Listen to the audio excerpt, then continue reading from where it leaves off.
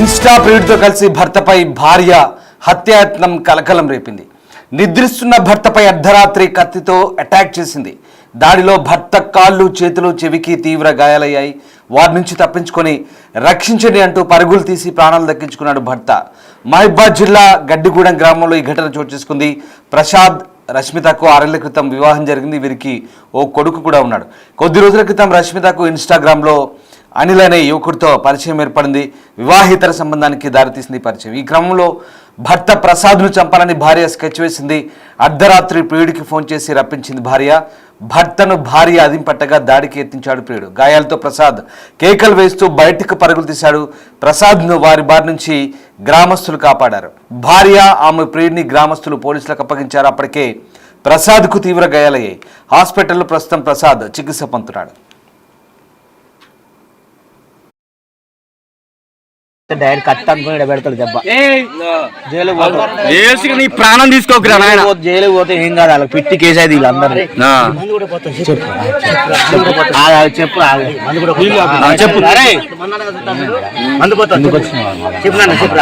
రమ్మన్నదా ఎవరైనా రమ్మన్నదా? రే చెప్పురా, మంచి లాభిస్తా కానీ చెప్పురా ఏమని చెప్పు. చెప్పు మంచి ఫోన్ చేసి ఫోన్ చేసి ఫోన్ చేసి వాళ్ళని చంపన్నారా లేదు నీకు అని ఉందా?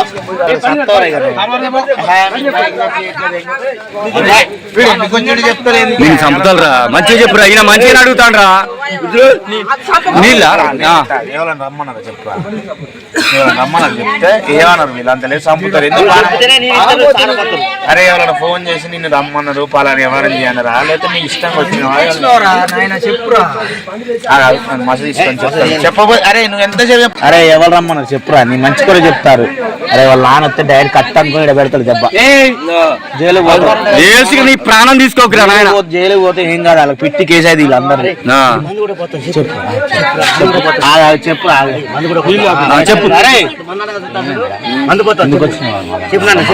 ఎవరైనా రమ్మన్నదా? ఎవరైనా రమ్మన్నదా? అరే చెప్పురా, మంచి లాభిస్తా కానీ చెప్పురా ఏమని చెప్పు. చెప్పు మంచి ఫోన్ చేసి ఫోన్ చేసి ఫోన్ చేసి వాళ్ళని చంపన్నారా లేదు నీకు అని ఉందా?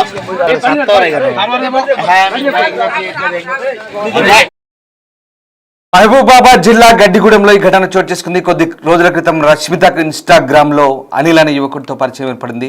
ఇది వివాహేతర సంబంధానికి దారితీసింది. ఈ క్రమంలో భర్తను చంపాలని ఆ భార్య స్కెచ్ వేసింది. అర్ధరాత్రి ప్రియుడికి ఫోన్ చేసి రప్పించింది భార్య. భర్తను భార్య అదింపడితే దాడికి ప్రియుడు యత్నించాడు. గాయాలతో ప్రసాద్ కేకలు వేస్తూ బయటకు పరుగులు తీశాడు. ఆ దృశ్యాలు మనం చూస్తున్నాం. ప్రసాద్ను వారి బారి నుంచి కాపాడారు గ్రామస్తులు. భార్య ఆమె ప్రియుడిని గ్రామస్తులు పట్టుకొని పోలీసులకు అప్పగించారు. ఇప్పటికే ప్రసాద్కు తీవ్ర గాయాలయ్యాయి. హాస్పిటల్ ప్రస్తుతం ప్రసాద్ చికిత్స పొందుతున్నాడు. ఇద్దరు భార్యాభర్తల మధ్య మూడో వ్యక్తి ఎంట్రీ ఇవ్వడం, అది కూడా ఇన్స్టాగ్రామ్ పరిచయంతో భర్తను కొడుకు కూడా ఉన్నట్టుగా తెలుస్తుంది. పాప బాబు ఉన్నాడు. సో మొత్తం మీద భర్త పిల్లలున్న ఒక వివాహిత ఇన్స్టాగ్రామ్ మోజులో, అలాగే పరాయి పురుషుడి వ్యామోహంలో పడి భర్తని ఏకంగా చంపాలని నిర్ణయించుకుంది. ఇటీవలి కాలంలో ఇలాంటి ఘటనలు తరచూ చోటు చేసుకుంటున్నాయి. ఇప్పుడు మహబూబాబాద్ జిల్లా గడ్డిగూడెంలో ఈ ఘటన చోటు చేసుకుంది. అయితే ఆ భర్త ప్రాణాలతో బయటపడ్డాడు. గ్రామస్తులు అతన్ని రెస్క్యూ చేశారు. ప్రస్తుతం అతను హాస్పిటల్లో ట్రీట్మెంట్ పొందుతున్నాడు. ప్రస్తుతం ఆ ప్రియుడు అనిల్ అలాగే భార్య రష్మితని ఇద్దరు పోలీసులు అదుపులోకి తీసుకున్నారు.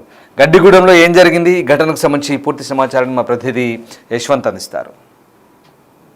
7 అడుగుల బంధం చివరిసారిగా కడసారిగా ఉంటుందని ఎంతో నమ్మకంతో 3 ముళ్ళ బంధం వేశారు. కానీ తన కట్టుకున్న భార్య కడతెర్సని కూడా ఎవరు కూడా కలలో ఊహించారు. ఇలాంటి సంఘటన మహబూబాబాద్ జిల్లా రెడ్యాల గ్రామ శివారు గడ్డిగూడెం గ్రామంలో చోటు చేసుకుంది. కట్టుకున్న భార్య అర్ధరాత్రి 12 గంటల సమయంలో హత్య చేసేందుకు కూడా కుట్ర పన్నింది. అసలు ఏం జరిగింది, భార్య చంపడానికి గల కారణాలు ఏంటి, భర్త ఉన్నాడు అడిగి తెలుసుకుందాం. చెప్పండి, అసలు మీ భార్య ఎందుకు చంపుదాం అనుకున్నది, ఎవరితో కలిసి చంపుదాం అనుకున్నది? 12:30 నైటు అవుతుంది. ఆ నైటు ఎవరికి మెసేజ్ పెట్టిందో ఎవరికి ఫోన్ చేసి తెలియదు. 12:30కైతే వచ్చిండు. వచ్చేసి మీద పడి కొట్టడం, కత్తితో ఎక్కడక్కడ పొడవడం జరిగింది. అంటే ఎవరెవరు కలిసి? నా భార్య తరపున వచ్చిన మనిషి పొడవడం కొట్టడం జరిగింది. అంటే మీకు ఎన్ని సంవత్సరాలు అవుతుంది పెళ్ళి? మరి పెళ్ళైనప్పుడు మంచిగా ఉండే, కలిసిమెలిసి ఉండేదా? పెళ్ళైనాక మంచిగానే ఉన్నాం. 1 year అవుతుంది ఇట్లా చికాకులు.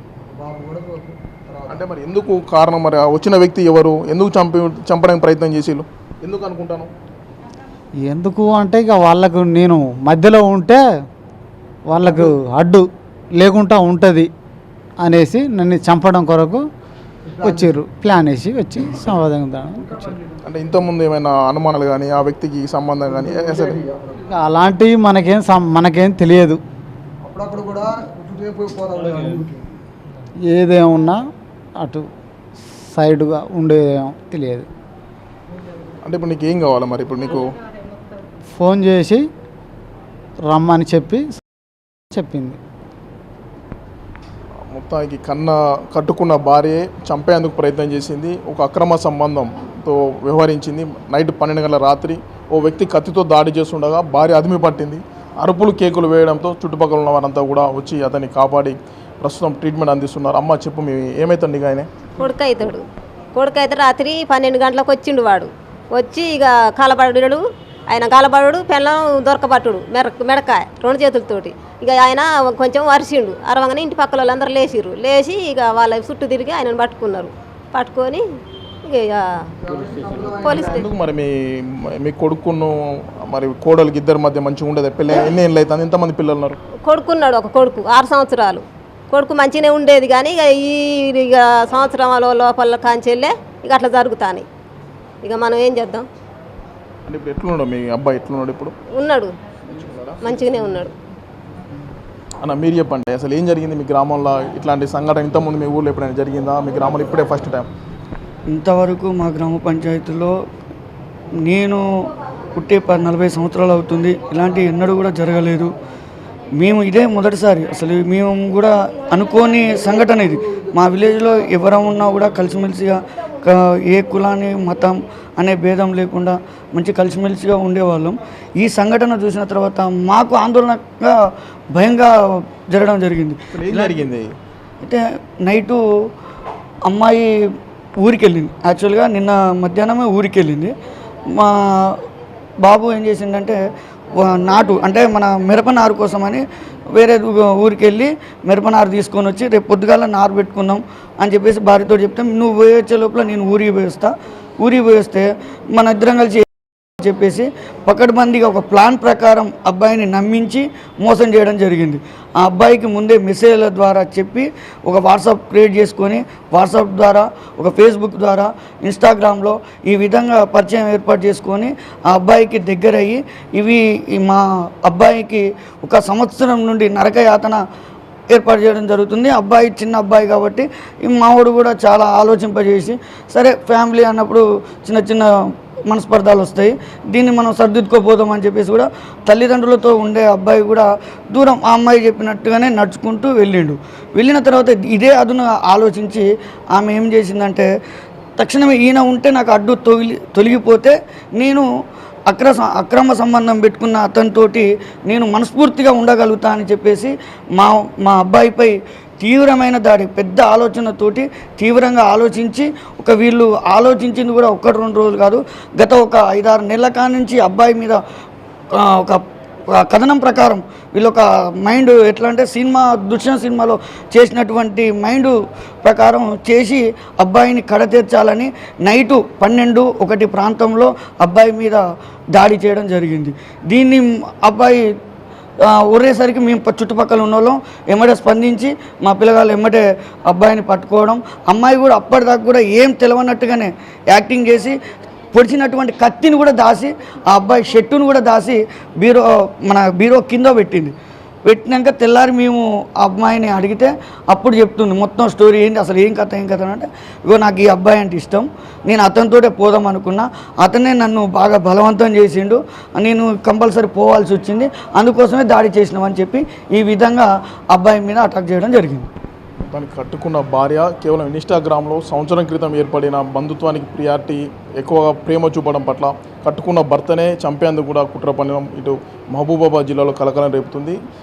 పనికి పోయిన సందర్భంలో భర్త ఎప్పుడైతే పనికి పోతున్నాడో ఆ పనికి పోయిన సందర్భంలో ఫోన్లో ఇన్స్టా ఫేస్బుక్ ద్వారా మెసేజ్లు పెట్టడం, ఇది పక్కా ప్రణాళిక ప్రకారం కథనం ప్రకారం మాత్రమే హత్యకు కూడా యత్నించినట్టు కూడా ఇటు కుటుంబీకులు కూడా చెప్తున్నారు. మొత్తానికి ఇలాంటి కట్టుకున్న భార్యలే భర్తను కడతీర్చడం తరచుగా చూస్తున్న నేపథ్యం స్థానికంగా కూడా కలకలం రేపుతుంది. ఇట్లాంటి భార్యలను కఠినంగా శిక్షించాలి, ఇలాంటి సంఘటనలు పునరావృతం కాకుండా తప్పనిసరిగా కౌన్సిలింగ్ నిర్వహించాలని కూడా దీనికి సంబంధించిన బంధువులు కూడా ప్రభుత్వానికి కోరుతున్న పరిస్థితి. వీడియో జర్నలిస్ట్ వీరేందర్తో యశ్వంత్, బిగ్ టీవీ, మహబూబాబాద్.